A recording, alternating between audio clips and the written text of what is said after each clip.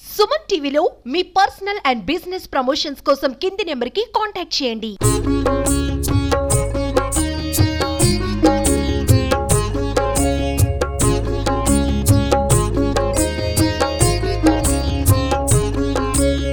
ఓం నమో మహానందీశ్వరాయ.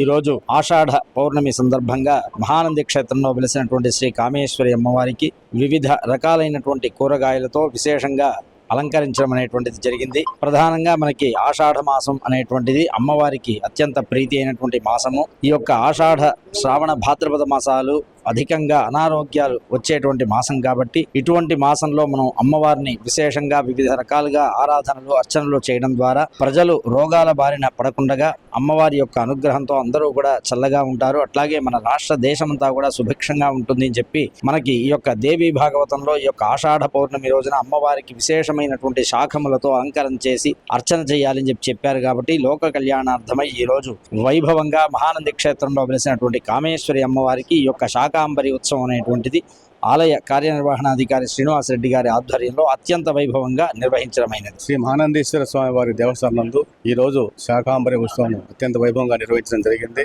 దానిలో భాగంగా ఉదయం తెల్లవారుజాము నుంచి కూడా వివిధ శాఖలతో అమ్మవారిని అలంకారం చేయడం జరిగింది. అలాగే భక్తులు కూడా విశేషంగా పాల్గొన్నారు. దాతలైనటువంటి ప్రసాద్ గారి దంపతులతో ఈ కార్యక్రమం నిర్వహించడం జరిగింది.